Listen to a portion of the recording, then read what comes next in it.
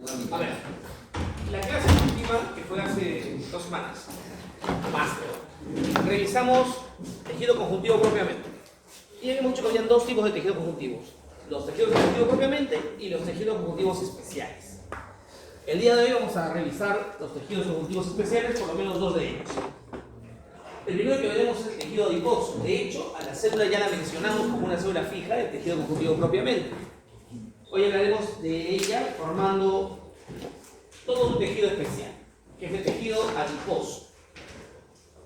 Ahora, el ser humano, al igual que sus amigos cercanos, los primates, ¿no?, tenemos un consumo de energía permanente. O sea, nosotros constantemente estamos gastando energía. De hecho, ustedes duermen y su corazón está latiendo y cada latido cardíaco es un consumo de energía. Por lo tanto, necesitamos gastar energía de manera constante. Pero no nos alimentamos de manera permanente. Nuestra alimentación es de manera intermitente.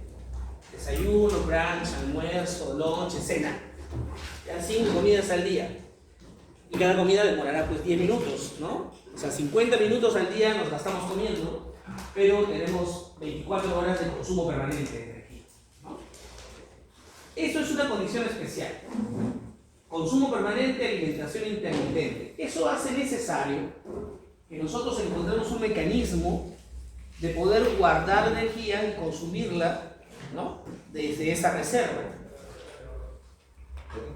Y la forma en la que hemos encontrado para poder tener esa reserva de energía temporal es a través de convertir lo que comemos en moléculas que sean degradables y que resulten en energía útil. De esas moléculas, las moléculas lipídicas, las grasas, son las ideales para poder almacenar energía. Tenemos también carbohidratos y tenemos también proteínas, pero las que mejor funcionan son las grasas. Y de hecho, hemos encontrado un espacio en el cuerpo para almacenar esa energía. Y ese espacio es el tejido adiposo. Es como la batería del cuerpo, que le enchufamos cada vez que comemos. Así más o menos funciona el asunto. ¿Y por qué las grasas y no las proteínas y no los carbohidratos? ¿Cuál es la explicación? Bueno, de hecho, las grasas pesan poco, quiere decir que es una batería ligera, no tenemos que cargar mucho peso. Segundo, que ocupan un volumen aceptable. Yo tengo mi energía recargada y no se nota mucho que estoy cargando, ¿no?, esas baterías. Probablemente algunos de ustedes tengan más energía que yo, ¿no?, y se note, ¿no?, y otros tengan menos energía que yo, ¿no?, y no se les note, pero aún así todos podemos funcionar las 24 horas del día, poco a poco volumen. Y aunque no lo crean, metabólicamente, es decir, las reacciones químicas que se pueden generar con grasas son de fácil manejo. Es decir, que el organismo tiene todos los mecanismos para manejar las grasas rápidamente y poder solucionar sus problemas energéticos. Pero esas 3 razones no son las más importantes. La más importante es esta. Cuando dijimos que pesa un poco es por esto. Miren, por 1 gramo que yo almaceno de energía como carbohidrato, ese gramo me produce a mí 4 de energía, 4 kilocalorías. Por 1 gramo que yo almaceno, por ejemplo, de proteína, ese gramo me produce 4 kilocalorías. Pero si yo almaceno energía como grasa, por 1 gramo de grasa que yo almacene, puedo obtener el doble, más del doble, 9 kilocalorías. Por lo tanto, si yo tuviese que analizar cómo me gustaría almacenar mi energía, obviamente voy a utilizar la última, porque con menos peso, menos gramos, voy a obtener mucho más resultado energético, ¿no? ¿Se entienden las razones de estos principios básicos de...? Perfecto.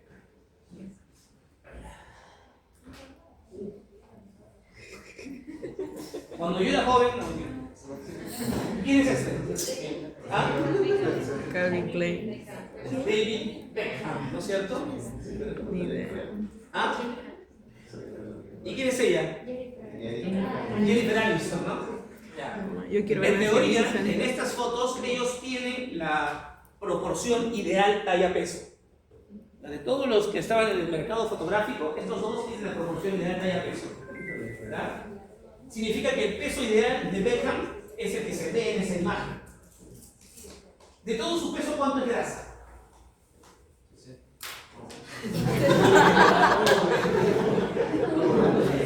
La envidia, la envidia. El agua. Ya, del 12 al 14% de él, del 12 al 14% de él es grasa. En el ideal de un hombre, o sea, cualquiera de ustedes que sea el peso y talla ideal, debería tener del 12 al 14% de su peso en grasa. Ella, que para mi época eran las mejores piernas que habían en la televisión internacional, sí. En su peso y talla ideal, el 25%, son una cuarta parte de ella, es grasa.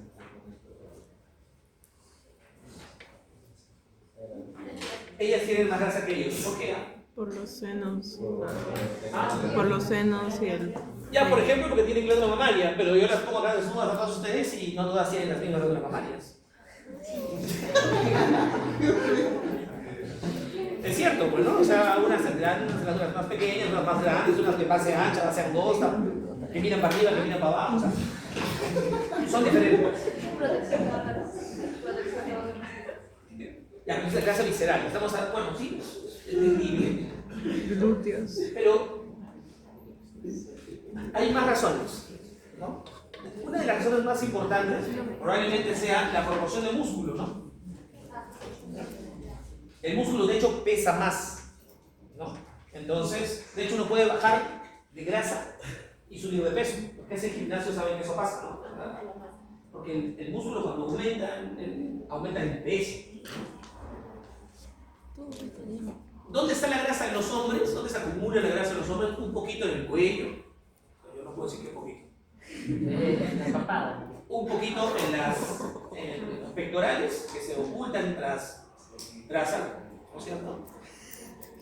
Un poquito en el abdomen, sobre todo en el abdomen que está, no exactamente debajo de la piel, sino en el abdomen visceral, rodeando los intestinos, ¿no? Ahí se genera grasa. Y eso se puede... Idealmente, yo quisiera que pase eso, pero no pasa en las nalgas. Zona donde encontramos tejido adiposo, donde deberíamos encontrar. Yo lamento que cada vez que bajo de peso, en vez de bajar cuello, no bajo cuello, bajo nalgas, que no tengo. Y cada vez que corro cuello y no corro nalgas y sigo sin tenerlas. En cambio, ellas acumulan tejido adiposo en la zona mamaria, No tengo nada de tejido que ahí sea una zona muy grasa. En la zona de las caderas y las nalgas, también ahí almacenan grasa. Y también también almacenan grasa a nivel del abdomen.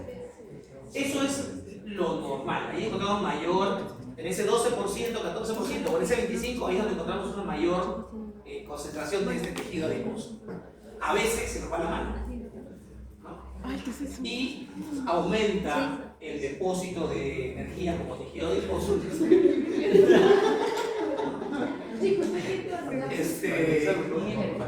Y las proporciones varían de manera importante. Yo les voy a preguntarme una tontería, ¿no es cierto? Entonces es importante no se olviden. Muy bien. Hay tipos de tejido adiposo. Hay dos tipos de tejido adiposo. El tejido adiposo, de hecho, ya dijimos que es metabólicamente muy activo, por lo tanto no es inerte como uno podría creer. Uno se mantiene frecuentemente almacenando lípidos, de hecho transformando moléculas a lípidos para almacenarlas, y todo eso proviene de la dieta. De hecho, por ejemplo, ustedes se habían desayunado un lance de las 3 biomoléculas, ¿no? Han comido probablemente una taza de leche, ahí tienen proteína en la leche, tienen grasa en la leche y tienen azúcar, ¿no? Carbohidratos en la leche, no saben. Un pan, ahí hay carbohidratos, le metieron mantequilla, ahí hay grasa, le metieron un huevo frito, ahí hay proteína y grasa, ¿no? Entonces tienen todos los alimentos.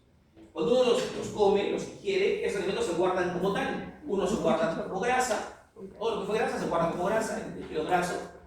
La proteína se guarda como proteína en el tejido muscular, por ejemplo. Y los carbohidratos se guardan como glucosa asociada, o sea, glucógeno en el hígado y en los músculos. Durante el transcurso de la mañana, no sé si he comido algo ya, o me está comiendo su compañero, empieza a consumirse. Lo primero que se consume es la glucosa del hígado. Y lo segundo que empieza a consumirse es el tejido adiposo. ¿No? Perfecto, todo está bien. Lo que no debe consumirse nunca, salvo en situaciones extremas, es el músculo. ¿No? El músculo, ¿cuándo es una situación extrema? Cuando no como 2 días, 3 días. ¿No? Ahí empiezo a bajar en masa muscular también, pues, ¿no? Pero eso no pasa, ustedes comen de manera constante. Entonces se consume carbohidrato y se consume líquido. Lo que pasa también a veces es que ustedes consumen y no gastan. O consumen mucho y gastan poquito, lo que son tacaños, ¿no? Entonces ahí se acumula mucho tejido adiposo. Y de hecho, si consumen mucho carbohidrato y el carbohidrato sobra, se convierte en grasa y se almacena como grasa. Si consumen mucha proteína y no hacen ejercicio, la proteína no se almacena en el músculo, se convierte en grasa y se almacena como grasa. Y se ponen gordos. O entran en sobrepeso, en obesidad, etc. ¿No? Ya dijimos que era muy sensible a las hormonas y los estímulos nerviosos. El tejido adiposo responde a las reacciones químicas que dan esos dos estímulos. Hay 2 tipos de tejido adiposo. Uno que se llama tejido adiposo blanco y otro que se llama tejido adiposo pardo. El primero se llama blanco o unilocular y el segundo se llama pardo o multilocular, ¿no? Vamos a hablar un poquito de cada uno de ellos, ¿no? ¿Qué pasa con el tejido adiposo blanco? El tejido adiposo blanco se llama blanco porque cuando uno lo observa en fresco probablemente es blanquecino, ¿no? Tiene ese color blanquecino. La grasa del cordero, la grasa del cerdo, eso lo que se ve es blanco, ¿no? Ahora, pueden tomar color. Si ustedes comen maíz o comen caroteno, zanahoria, etc., se puede poner un poquito naranjita ese tejido adiposo. Y es así como se ve en la imagen. Son células poliédricas grandes, ¿no es cierto?, que están ocupadas en su citoplasma por una gran inclusión lipídica, una sola gran inclusión de grasa. Todo esto es grasa. ¿Y por qué se le hueca la célula cuando uno la ve al microscopio? ¿Por qué? Por el alcohol. Cuando han hecho ustedes la deshidratación del tejido, ¿se acuerdan del proceso de monoxidina? Al deshidratar los alcoholes. ¿Y los alcoholes qué hacen con los lípidos? Los diluyen, ¿no? Entonces acá debe tener una gran gota de grasa, pero esa se perdió en el proceso de deshidratación. Esa es la gota de grasa. El citoplasma, y arrimado hacia la pared, o sea, hacia la membrana, encontraremos por ahí un complejo de Golgi chiquito, un poquito de tejido plasmático, una que otra mitocondria y un núcleo, ¿no?, apachurrado. ¿No? Todas las organelas están desplazadas, ¿no? Ahora, esta célula puede variar en el transcurso del día, ¿no? Entonces, en la mañana la tienen chiquita, comieron, crece, en la tarde la tienen chiquita otra vez. Eso pasa con esa célula porque así funciona su actividad metabólica, ¿no? Hablo de la célula, por si acaso. Esta célula tiene su precursor, ya sabemos que viene de la célula mesenquimatosa, de donde vienen todos los tejidos conjuntivos, y viene el hipoblasto, donde aparece una célula fusiforme, donde empiezan a acumularse inclusiones lipídicas. Finalmente, esas inclusiones lipídicas hacen que la célula cambie de forma más esférico-poliédrica, ya se llama lipoblasto, y cuando todas las gotas de grasa se fusionan en una sola, se llama adipocito blanco. Y es la célula madura del tejido adiposo blanco, también conocida como célula grasa. Esta es una microfotografía electrónica, se ve un adipocito precioso, de barrido. Ahí se ve la protuberancia del núcleo, el citoplasma redondo con una sola gran inclusión. Y es una imagen histológica del tejido adiposo blanco. Se llega a la presión a las células y los núcleos desplazados hacia la periferia por la presión que ejerce la inclusión lipídica en su interior.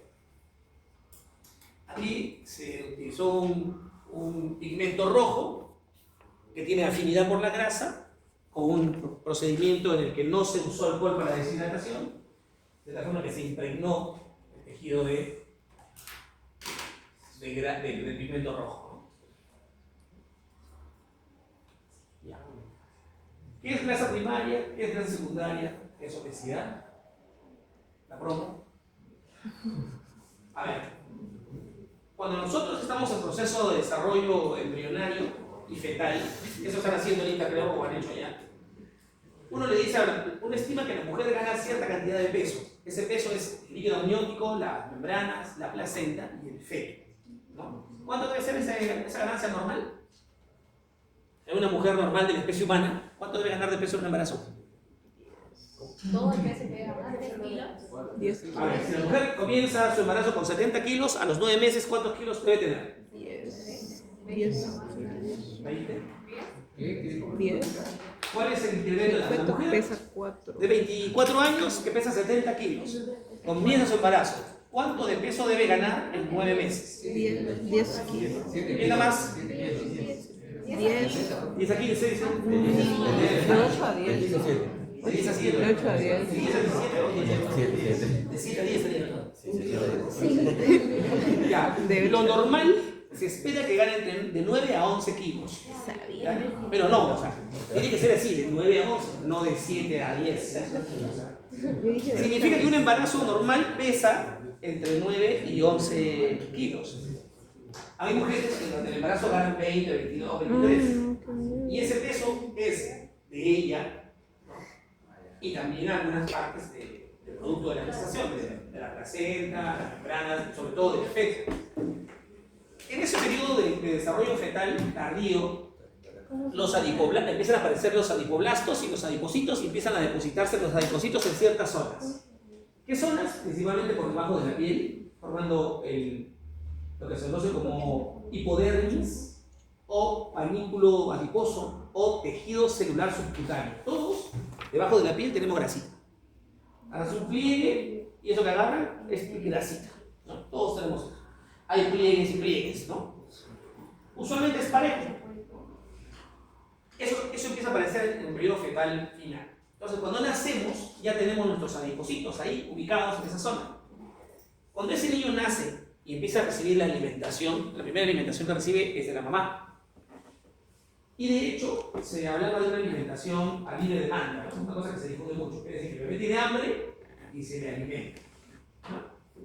Pero uno espera que tenga hambre cada cierto tiempo, ¿no? Cada 2 horas, los primeros días, cada 2 horas. Entonces el niño lacta, deja de lactar, duerme. Lacta, deja de lactar, duerme. No hace otra cosa el niño. Su vida es dormir. No, dice mi madre, eso que haces tú, ¿no? Dice cagar, comer y dormir, dice, ¿no? Y él es niño, todo el día hace eso. Porque está desarrollándose, está creciendo, está perfeccionando sus células. Pero ¿qué pasa cuando el niño llora y le doy teta? Así ha pasado media hora desde la última teta. Vuelve a llorar y le vuelvo a dar teta. Pasan 5 minutos y le vuelvo a dar teta para que no moleste. Y antes de dormir, por si acaso, le vuelvo a dar teta. Entonces ese niño no está cada 2 horas, está cada media hora, cada 40 minutos. Y si la mamá tiene mucha leche, hasta que se la carga. Y los niños son como los perritos, nunca dicen que no cuando les estás comiendo. O siguen comiendo, si te ahí vomitan y siguen comiendo. Entonces ese niño empieza a ganar peso. Y empieza a ganar peso, y a ganar peso, y a ganar peso. Y ya no es un niño normal. Cuando uno lo ve así. Un niño bonito, ¿no? O sea, de hecho, tú le ves la cara y no sabes si es un potito, ¿no? Cuando el niño nació, probablemente tuvo una cantidad de lipocitos adecuada. Pero si yo le estimulé con alimentos los primeros meses, esos adipocitos hacen mitosis y se reproducen. Por lo tanto, los niños que no ganaron mucho peso recién nacidos tienen una cantidad adecuada de adipocitos. Si la mamá tuvo un peso adecuado durante el embarazo. Pero si el niño fue sobrepeso de niño, de recién nacido, pues además son orgullosas de mostrar en la cara de su niño, mira, tiene un poquito, una peina bonita, gordito, cachetón, gordo, una pelota de niño. Ese niño hizo mitosis en su tejido central subcutáneo. Esa es su grasa primaria. Formó su grasa con la que nació y la otra que fue por el estímulo de la nutrición exagerada que tuvo en la infancia.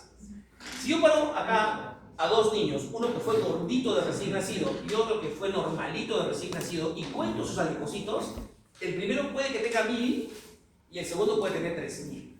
¿No? Listo. Ese niñito gordito crece, sigue gordito en la infancia, casi todos los niños que son gorditos y pequeños siguen gordos en la infancia. En cambio, los niños sigue siendo normal, peso y talla. Llega la adolescencia, y en la adolescencia pasa una cosa así media interesante. Hay un consumo excesivo de energía por los cambios, ¿no? de generación de caracteres sexuales secundarios, ¿no? Empieza a crecer pelo corporal, eso es energía. Empieza a aumentar la talla física, eso es energía. Empieza a, no sé, pues a producir la glándula de sudoración, eso es energía. Las chicas empiezan a menstruar, eso es energía. Por lo tanto, el chico empieza a bajar de peso por consumo excesivo de energía del propio cuerpo, de su metabolismo. Y encima aparece otra condición que antes no tenía, que es la vanidad, ¿no? Los niños se ven al espejo y dicen, estoy gordo, no quiero comer. Mamá no quiere comer. Y el niño de 11, 12 años empieza a restringirse un poco. De hecho, hay niños de 13, 14 que saben hacer ejercicio, ¿no? ¿Por qué? Porque quieren verse normales, como sus amiguitos que son normales. Llega la adolescencia, entonces vamos a un salón, digamos un salón de infancia, probablemente tenemos muchos gorditos, mitad. Pero vamos a un salón de adolescencia, tercera media, cuarta media, hay un gordito, que es el punto de bullying, ¿no? Pero el resto son todos adolescentes, regios, ¿no? No peso talla y el proporcional, no ideal porque también chavos, pero es el proporcional ideal. Bueno, hasta ahí todo perfecto. Pasamos la adolescencia, ese periodo de vanidad nos permite seguramente seducir, enamorar al género opuesto de la especie, o al mismo si queremos, establecemos una unión, estabilidad, un trabajo final, y llegamos y nos sentamos todos el día en la oficina y comemos. Y empezamos a recargar energía, y consumir poca energía. Ya de vanidad, pues ya tengo mi pareja al lado, ya la agarré, ya no tengo que ser bonito para nadie, ¿no? Y como no creo en los estilos de vida saludable, engordan. Y engordan todos los adultos otra vez. Encima asociado al sedentarismo. Y hay dos tipos de gordos ahí, pues. El gordo que tenía 1000 adipocitos, ¿no es cierto? Va a engordar. ¿Pero qué va a engordar en él? En él ya no hay mitosis. Engordan los que ya tienen. Y se hacen enormes sus adipocitos. En cambio, el otro que tenía 3000 adipocitos, ese va a engordar, pero ya no van a engordar 1000, van a engordar 3000 adipocitos. Ese va a ser más gordo que el otro. O va a tener muchos más problemas que el otro para poder bajar de peso. ¿Ah? Entonces, cada vez que ve a mamá que está cebando a su niño para meterlo al horno, dígale, señora, no es necesario que su hijo sea gordito. Si el peso y la talla se mantengan en el verde, en el ideal, ese niño va a ser saludable. Porque esa grasa de la obesidad secundaria de la adultez, esa grasa es la que, ese peso es el que nos condiciona, por ejemplo, a tener resistencia a la insulina, síndrome metabólico y finalmente diabetes mellitus tipo 2. ¿Y de quién es culpa? De la mamá, ¿no? Y de hecho, eso es un arraigo cultural y familiar, porque cuando ven a un hijito flaquito, te dicen, ay, ese niño está flacucho, tienes que darle de comer más. Y hay familias donde todos los niños han sido gordos, porque se veía mal que esté flaco, o que esté normal. Querían que esté gordo y le daban de comer más. Entonces tienes una familia de diabéticos tipo 2, ¿no? Porque es ahí, ¿no? Y ahora nunca, ¿no? O bueno, ahora usan fórmulas, ¿no? Pero así más o menos es el asunto este. Todo eso es tejido adiposo blanco. Tejido adiposo blanco. ¿Qué pasa con el tejido adiposo pardo? El tejido adiposo pardo, de hecho, es pardo porque está muy vascularizado y la sangre de un color rojizo. Y además tiene mucha mitocondria. Y esas mitocondrias tienen muchos citocromos. Y los citocromos tienen un color naranjita. Entonces el tejido es de color marrón rojizo. De color marrón rojizo. Nosotros, si lo revisamos ahorita, no vamos a encontrar tejido adiposo pardo. Lo hemos tenido en la infancia, sobre todo cuando hemos sido recién nacidos. Ha sido el 3% de los tejidos adiposos, ¿no?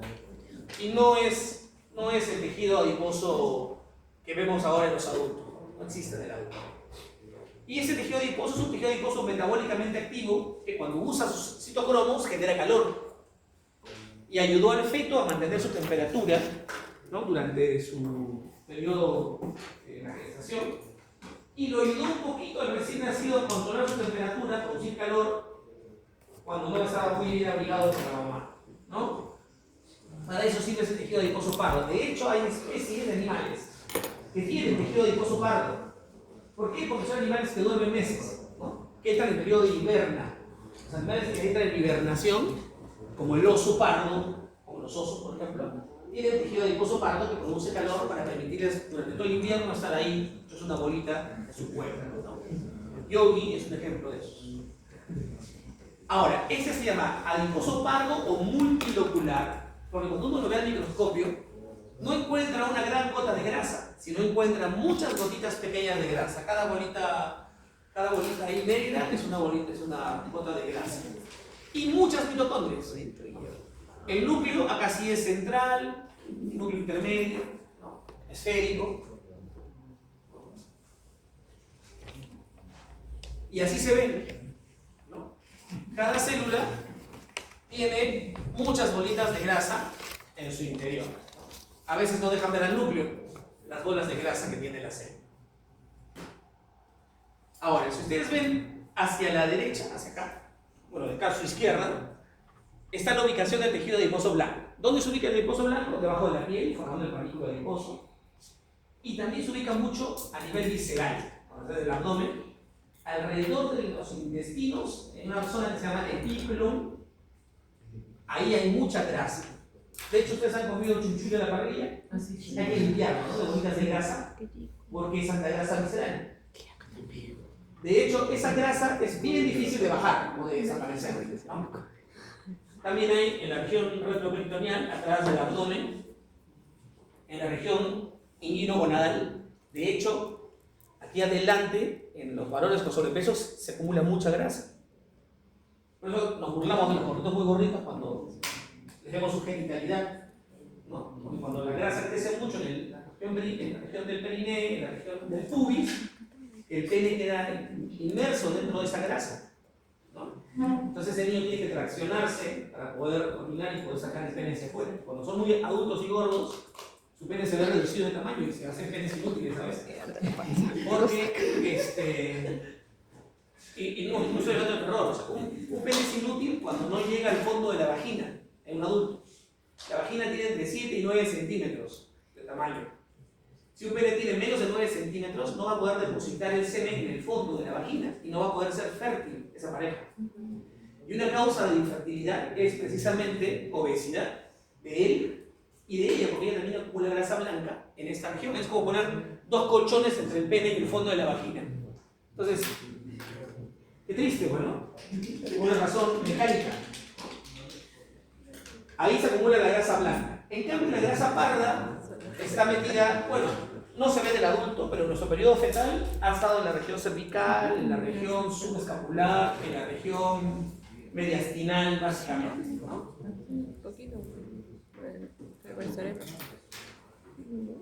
Esa es una imagen que muestra la actividad del tejido adiposo pardo en ambiente cálido y en ambiente frío. Como cuando hace calor, el tejido está inerte, no hace nada, pero cuando hace frío, el tejido que tenemos disperso por ahí en la cinta se activa para intentar producir calor. Miren, zona escapular, zona mediastinal. ¿Eso sería grasa parda? Sí. ¿Qué es la que genera calor? Muy bien. Es el problema que decía del sobrepeso.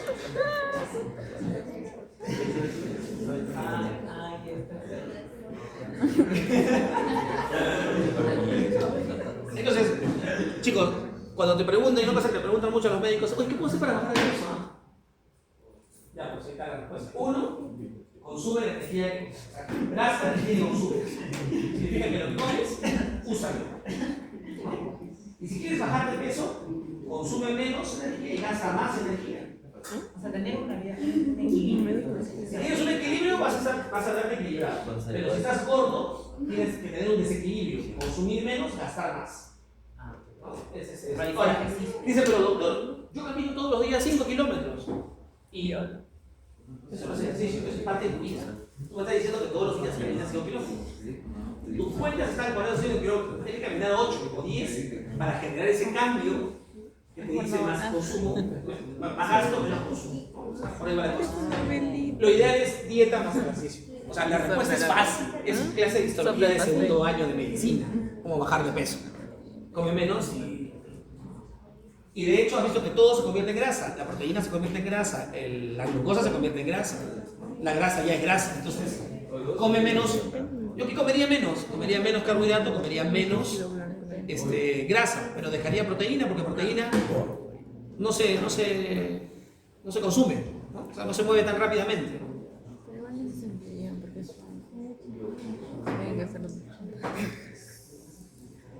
Listo. Siguiente tejido conjuntivo especial, el tejido cartilaginoso. Hemos visto adiposo, ahora vemos cartílago, después siempre veamos hueso. Ya dijimos que se ubica dentro de los especiales, acá está cartilaginoso. Hay que hacer ejercicio. Como todo tejido, tiene dos componentes, ¿no? Un componente que es el celular y otro componente que es la matriz. En el componente celular vamos a encontrar dos tipos de células. Una célula se llama condroblasto, que es la célula cartilaginosa joven, es decir, metabólicamente dinámica, con potencialidad mitótica, etc., ¿no? La célula joven es condroblasto, que proviene de la célula mesenteria, ¿no? Del mesenterio. Y ese condroblasto, en un momento evoluciona, madura y se convierte en el condrocito. El condrocito ya rara vez hace mitosis, ya no produce muchas moléculas o sustancias, pero sí mantiene activa la matriz que la rodea, ¿no? Que lo rodea. ¿Y qué es esa matriz? El segundo componente del tejido. La matriz extracelular tiene, como saben ustedes, un componente de fibras, básicamente colágeno, y ahí sí el tejido cartilaginoso es el que más tipos de colágeno tiene. Muchos colágenos son exclusivos del cartílago, ¿no? Y tiene sustancia fundamental amorfa, donde tiene un papel importante el ácido hialurónico, el condroitin sulfato, también está muy presente en el tejido cartilaginoso. Entonces ya sabemos de la célula mesenquimatosa, de donde vino nuestro amigo adipoblasto, que se convierte en adipocito, viene el condroblasto que madura y se convierte en condrocito. Son las células del cartílago. ¿Qué características tiene en términos generales el cartílago? Primero, que es un tejido avascular. Quiere decir que las cosas que son de cartílago no tienen arterias ni venas. Si uno corta un pedazo de cartílago sobre el microscopio, no va a encontrar arterias y venas. Las arterias y las venas llegan hasta el borde del cartílago y de ahí, por difusión, pasan los nutrientes, ¿no? Hacia la matriz y llegan a las células. Tampoco tienen terminaciones nerviosas. O sea, el cartílago no duele, ¿no? No voy a encontrar histológicamente terminaciones nerviosas en el cartílago. Tú puedes morderte la oreja y solo te duele la piel, solo te duele la envoltura del cartílago, pero el cartílago, que es lo grueso, no duele. Hay tres tipos de cartílago que veremos ahorita: el cartílago hialino, el elástico y el fibroso. Y los cartílagos están envueltos en tejido conjuntivo propiamente, que le forman una especie de membrana o cápsula que se llama pericondrio. El pericondrio son tejido conjuntivo propiamente, hay fibroblastos con matriz fibrilar, muchas veces una matriz densa y densa irregular. Un pellejo que envuelve el cartílago. Hablemos de los tipos de cartílago. Primero, el cartílago hialino. De hecho, el cartílago hialino es el más abundante. ¿Dónde encontramos el cartílago hialino? Es el cartílago que está revistiendo cada una de las articulaciones. La articulación es la unión de dos huesos. Eso se llama articulación. Hay varios tipos de articulación. Pero en todo caso, las que nos interesan son todas, porque todas ellas están revestidas por cartílago de tipo hialino. ¿Dónde más encontramos cartílago hialino? Encontramos cartílago hialino aquí.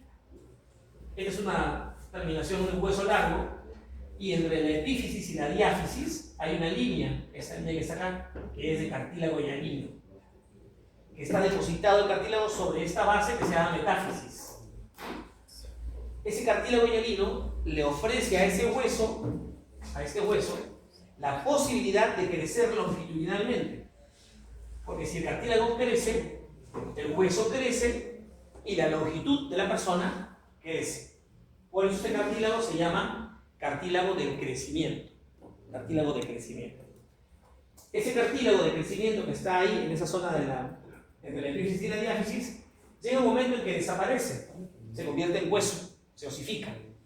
Es ese momento en que ya no podemos crecer, ¿no? Por eso cuando viene una persona, un niño de baja talla, el médico lo que hace es le indica una radiografía de huesos largos. Le pide una radiografía de huesos largos para buscar en esos huesos largos cartílago de crecimiento. Si encuentra cartílago de crecimiento, uno puede estimular hormonas, por ejemplo, para que ese niño crezca. Pero si uno no encuentra cartílago de crecimiento, ese día ya alcanzó la talla y hay que usar otras estrategias para poder ganar tamaño. ¿Qué hueso largo pedirían ustedes? Fémur.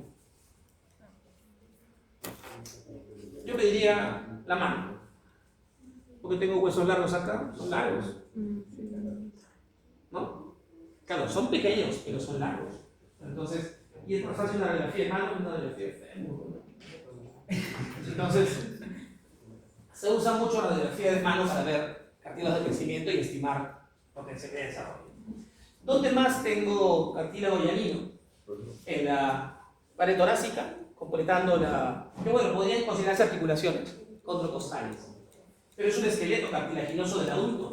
Esto de acá es cartílago. Cuando entramos al corazón, en cirugía, cortamos cartílago. Y bueno, lo que es obvio, el esqueleto del embrión y del feto es de cartílago. Eso hace que sea un esqueleto flexible, ¿no? Ahí tienen ustedes cuánto de espacio para un niño que pesa, que mide 50 centímetros al momento del parto.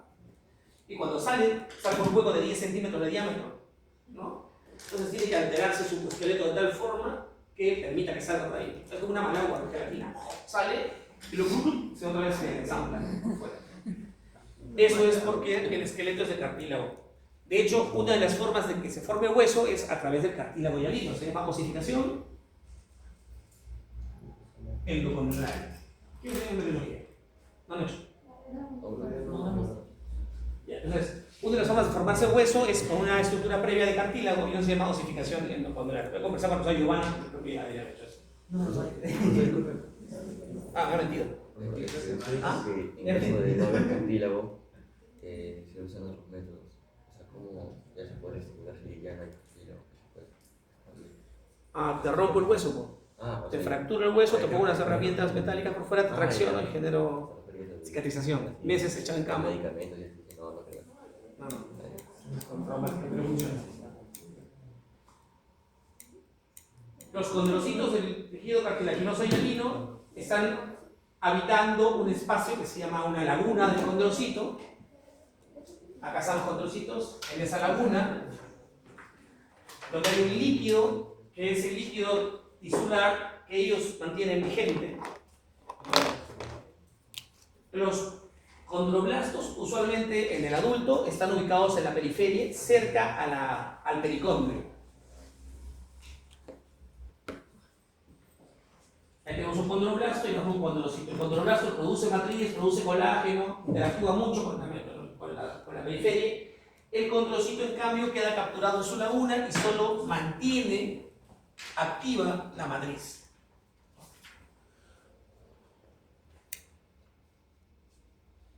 Acá se ve, es que a veces lo van a ver en bioquímica, cómo se produce colágeno, en el caso de los condrocitos. Algunas características de la matriz. Miren, este es un tejido cartilaginoso hialino. Es lindo, realmente. Se ven las células en sus lagunas y la matriz es homogénea, parejita y capta la hematoxilina de una manera que hace que se vea así, de un moradito precioso, muy homogéneo, muy hialino. Muy hialino. De hecho, cuando uno lo ve fresco, se ve nacarado lila, muy bonito. ¿Y por qué? Porque en esa matriz hay fibras de colágeno que no se ven porque están enmascaradas, se llaman fibras de colágeno enmascaradas. Quiere decir que a la fibra de colágeno se le han adosado otras moléculas que la han ocultado. Y cuando la luz incide, las moléculas refractan de manera pareja y no permiten apreciar un enmarañado dentro de esa matriz. Por eso se ve tan lindo así en la matriz, ¿no? Ahora, cuando uno está más cerca al pericondrio, a la periferia del cartílago, se hace menos morado, un poquito más rojo, ¿no? El tejido. Hay proteínas que fijan moléculas como la condronectina para ocultar las fibras de colágeno. Cerca a cada uno de los condrocitos hay una zona más oscura, ¿se dan cuenta? Un halo más oscuro, ese se llama zona de intervención o matriz territorial. Es la zona en la que el condrocito está actuando, trabajando, ¿no? Ahí encontramos condroitin sulfato, que es el componente, uno de estos grupos aminoglicanos componente de la matriz. Y hay una matriz interterritorial, que es esta, la más clarita, ¿no?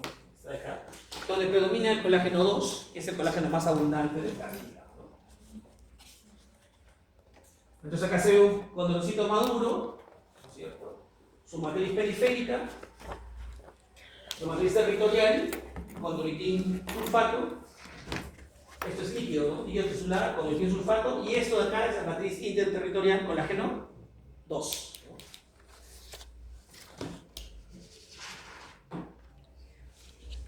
Ahora,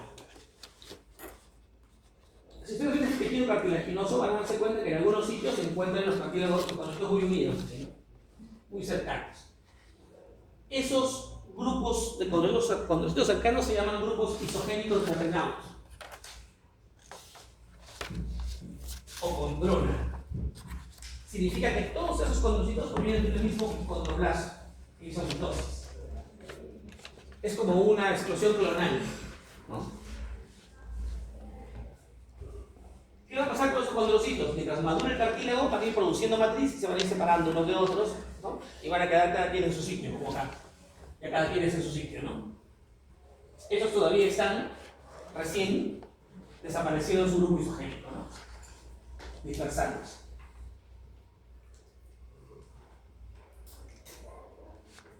Ahora, esto es cartílago, basófilo, ¿no? Pero la periferia dijimos que se hacía acidófilo. La periferia es el pericondrio. Y en el pericondrio también dijimos que cerca estaban los condroblastos, ¿no? Los condroblastos. De hecho, cuando uno ve el pericondrio, ve dos capas. Una capa fibrosa externa, esta de acá, y una capa interna, esta de acá, que se llama capa condrógena interna.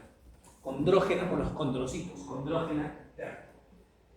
¿Y a qué voy con esto? Cuando el cartílago quiere crecer,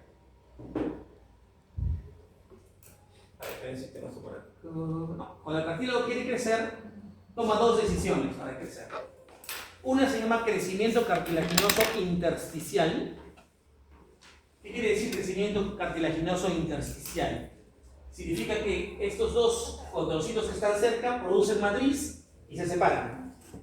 Y al separarse aparece más territorio, más grande el cartílago. Crecimiento intersticial. Se activan y empiezan a separarse. Se activan los grupos isogénicos y se separan, ¿no? Y producen matriz. Eso es el crecimiento intersticial. Pero la otra forma que tienen de crecer es esta. Los condroblastos, estos pueden producir mucha mitosis. Y explota un nuevo grupo acá, otro nuevo grupo acá, y cada uno de ellos produce matriz. Y el cartílago crece por sobre el cartílago ya existente. Eso se llama crecimiento aposicional. Crecimiento aposicional. Entonces, dos formas, intersticial y aposicional. Entonces ya conocemos el cartílago hialino.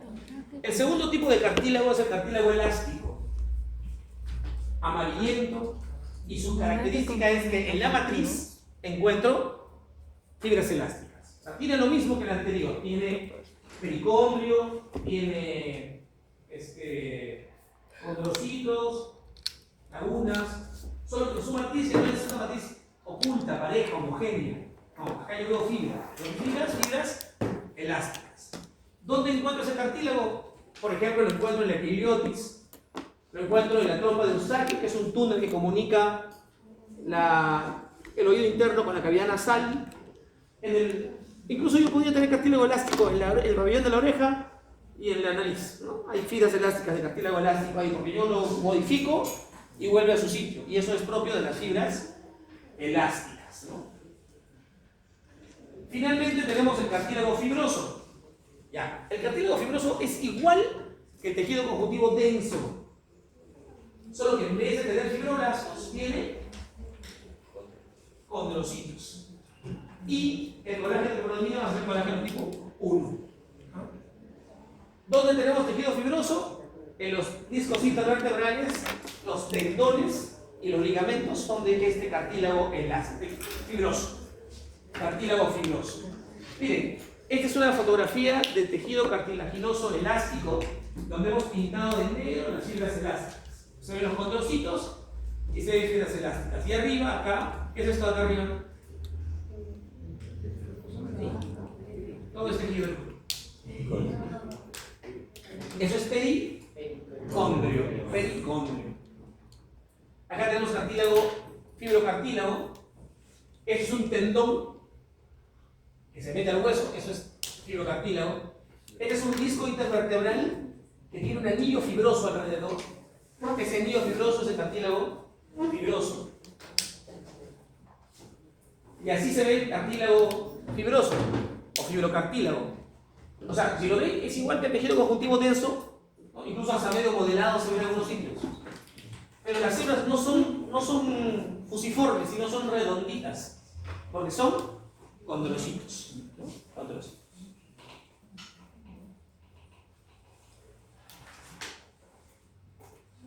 Ya dijimos esto, vamos a repetir, ¿no? ¿Cómo se origina el cartílago?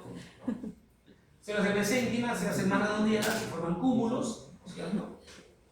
Empiezan a producir matriz, una molécula de colágeno primitivo, un tropocolágeno. Luego las células se ubican en lagunas dentro de la matriz y se convierten en condrocitos.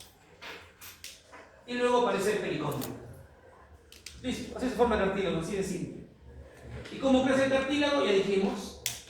Crecimiento intersticial, cuando las células del grupo isogénico se separan por producir matriz, crece por dentro del cartílago. Y crecimiento aposicional, desde la membrana interna del pericondrio, ¿no? Y el crecimiento es por sobre el cartílago que ya existía. Miren, ahí tenemos condrocitos muy pegaditos unos a otros, muy pegaditos, acá, manchas de condrocitos, grupos isogénicos, pero si ellos empiezan a producir matriz, empiezan a separarse, ¿no?